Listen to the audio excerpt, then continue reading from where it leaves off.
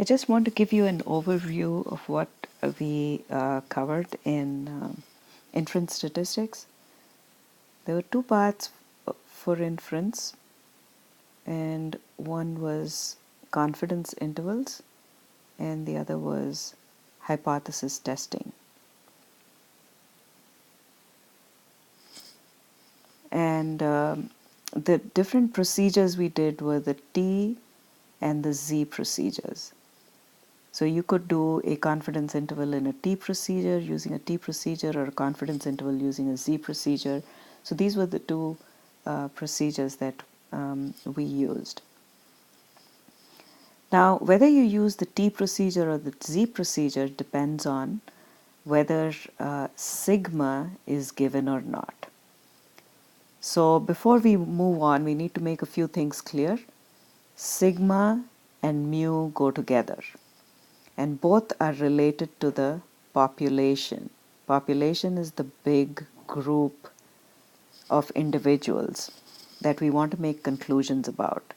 Mu is the mean of the population, and sigma is the standard deviation of the population. So both these numbers, sigma and mu, are related to the population. So in order to make conclusions about the population, we collect a sample from the population.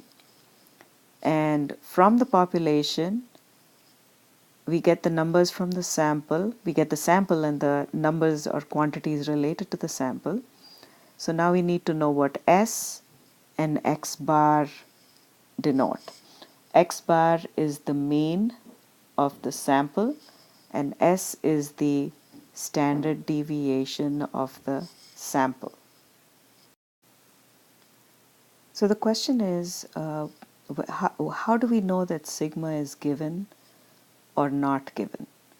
So this is what we'll try to determine when we read any particular question that is given to us. So let's look at a few examples here, at least two examples here. So let's look at the first one and try to see if we can figure out whether sigma is given or not. So the heights of women is normally distributed with mean 5 feet 5 inches and standard deviation 1.5 inches. So if you think about this statement, we're talking about women in general. The heights of women is normally distributed. We're talking about women in general and not referring to any particular sample of women. So clearly we are talking about the general population of women. The minute we're making a general statement about all women, then the mean would be mu, the Greek letter mu, and the standard deviation would be sigma. Now in the second example, I want you to read the statement. We collected a group of 30 female students and we measured the heights of each student, period. The mean was 65.4 inches and the standard deviation was 2 inches. Now, is it clear to you that first we describe how 30 female students were collected? So the minute we say 30 out of all female students were collected, we know that is referring to a sample. And the following sentence says the mean was 65.4 inches. So clearly the 65.4 inches is referring to the 30 female students, and the standard deviation is also referring to the 30 female students. So the 65.4 inches is X bar and the 2 inches is the standard deviation S, because it's coming from the sample. This is how you recognize whether sigma is given or not. Once we've determined that sigma is either given or not given, we either use a T procedure or a Z procedure depending on which way it goes. So for sigma given, it would be a Z procedure. For sigma not given, it would be a T procedure. So once we know that, the next thing to decide is, are we going to construct a confidence interval, or are we going to do a hypothesis test? So this is where we have to make our next decision. So when do we use a confidence interval? A confidence interval is nothing but a range of values. And we use the range of values to estimate the mean. It's always estimating the mean, at least what we've covered in the class so far. So estimate the mean, and we always estimate the population mean. Just remember this. There is no need to estimate the sample mean because the sample is small enough that we can find the exact value. But what we estimate is the mean of the population using the sample mean. So a range of values that estimates the population mean is called a confidence interval. So if the question says something like estimate the mean or find the mean or what is the mean, the question will always refer to the population mean. Any of these questions can be answered using a confidence interval. So a confidence interval will estimate the mean within a range of values. Now a hypothesis test is about proving something. Prove that the mean height of all American women is greater than 5 feet 4 inches. So for that you would need to use a hypothesis test. So in a hypothesis test you're always proving something. So if the question is asking you to prove something, that's when you use a hypothesis test. We find those proofs by using a sample. So if you're doing a hypothesis test, you either find the t or the z statistic using a formula depending on which procedure you're using. And then the next step is using either table B or table C, so either one of these tables, to find the p-value. And finally using the p-value, which is really our evidence, that is the main piece of evidence that you need to present when you make the conclusion of your hypothesis test. So in a hypothesis test, you're always proving something. So for example, if the question says, is there evidence that the mean height of all American women is greater than, let's say, 5 feet 4 inches, then that would be answered by a yes or a no, depending on what your evidence or your p-value says. So is there evidence that women's mean height is greater than 5 feet 4 inches? Yes, if your p-value is less than 0.05. No, if your p-value is greater than 0.05, and 0.05 is your significance level. So if there is a question that you're answering with a yes or a no, depending on the evidence that you get from your test, then that would be a hypothesis test.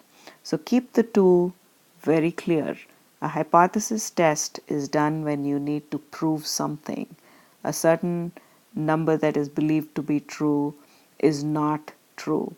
If it is evidence that you need to collect, is there significant evidence that a certain value is greater than what it's believed to be true, the mean is greater than what it's believed to be true, then that would be a hypothesis test. Now the next important thing that you'll need to do is to figure out the difference between a matched pair. So there are two types of problems that are going to look similar, but you'll need to figure out the difference. Matched pair, and the other one is a two independent sample procedures. So once we've identified whether it's a matched pair or a two independent sample procedure, again we'll have to go to the next step where we have to identify whether it is a hypothesis test or a confidence interval. Again, a confidence interval is when you're estimating the mean, and a hypothesis test is when you're trying to prove something about the mean. So what is the difference between a matched pair and a two independent sample problem? So in a matched pair, there is one single sample only, and we either give two different treatments to the same sample. For example, we take the blood pressure readings before they take the medication. So before the medication, and we take the blood pressure readings after the medication is given. So clearly something of this sort would be matched pair, because the same individual is giving you two numbers, one from before and the other from after. So before and after values of blood pressure readings coming from the same individual. So the before and after readings come from the exact same person. So they are not independent of each other. It is in fact the exact same sample. So when you read a question with two columns of information given, just be very clear about whether it's a matched pair problem or a two independent sample problem. If the question suggests that there is exactly one sample giving you two different values, then you can be sure that it's a matched pair experiment. Now, when do we have two independent samples? Let's just say that we're trying to find out if a certain medication works. We have a group of, let's say, 20 people, or let's say 25 people, so that's our first group, and these people live in Ohio. And we have another group of 30 people that, let's say, live in California. And then we're trying to see how this medication works. So one of them gets a placebo, one of the groups gets the placebo, and the other group gets the medication, although this is not the best way of doing the experiment. I'm just giving you an example. So here we have two samples, and then we get numbers from each sample. Now, do you see that these two samples are independent of each other? So these 25 people have nothing to do with those 30 people, and they're independent of each other. So these are two independent samples. And then that's how you get two different columns of data. So that would be a two independent sample problem. In a matched pair problem, we look at, let's say, the first row. Let's say that's before, and that's the after reading. So that's our first column headed by B, and my second column headed by A, which is after. Then in a matched pair problem, we create a new variable, which is the difference. So we call it the variable X, which is the difference. Let's say that the blood pressure decreases after taking the medicine. So after will be smaller than before. So we could take before minus after as our new variable X. So we're allowed to subtract one number from the other here because they're coming from the same individual. So this is how we deal with the matched pair problem. Once we take all the differences, we have created a new variable X, and that is what we work with as a single sample T procedure. Now, in the case of two independent samples, we cannot combine them by taking the difference, so we have to deal with each separately. So now we have sample 1, we find the mean for sample 1, we find the standard deviation for sample 1, we find the mean for sample 2, we find the standard deviation for sample 2, and then we use these numbers to do calculations to either do a hypothesis test or set up a confidence interval. Now, in a matched pair situation, we've reduced the two columns to a single variable x. This is our own new variable, which is really the difference in the before and after reading. So it's before minus after. So if the medication is actually working, before minus after should be a positive number, which means before minus after should be mostly greater than 0. So at least when you take the average of all the before minus after values, you can expect it to be a positive number. So when we set up the null and alternative hypothesis for a matched pair, this is how it works. So we have HA and H naught. We want to prove that the general mean difference is greater than 0. Also, we want to write down our null hypothesis, which is usually a no difference statement, and no difference statement is there is no difference, which means the difference should be equal to 0. Remember that mu is the mean difference, and that's why that would have to equal 0. But in the case of two independent samples, it's not a single mu. You're going to have two different mu's because they're independent of each other. So H naught is the no difference statement, which means the mu1 has to equal mu2, or the mu after has to equal mu before, depending on how many samples we have. And then the alternative hypothesis is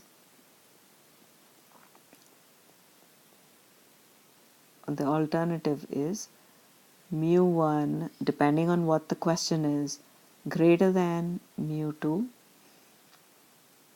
or mu1 less than mu2, or mu1 not equal to mu2. It all depends on what the problem or what the question is asking us to do.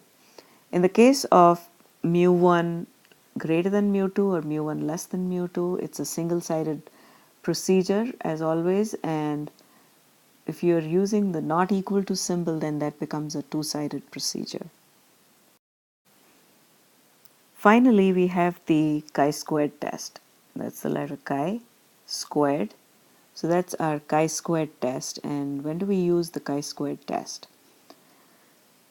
So if you're given a categorical variable, okay, the categorical variable could take different values. Okay, suppose we are taking a survey of what are the favorite colors. Let's say red, blue, green.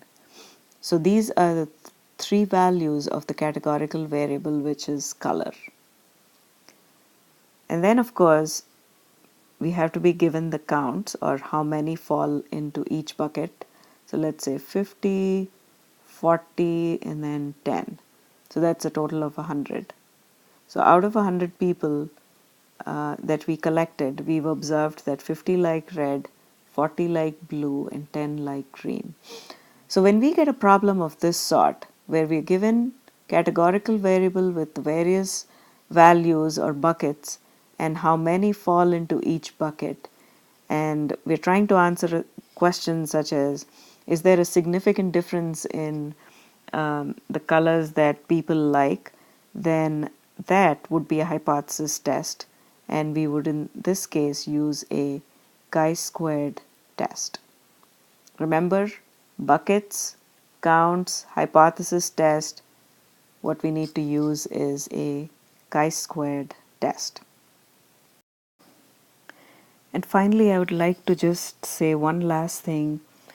Go over the final exam handout. Look at all the details that are given in there and get familiar with that information, so that way you will be able to use it quickly on the final exam. So you'll be given tables B, C, and D. So the B is for the Z distribution, C is for the T distribution, and D is for the chi-squared distribution.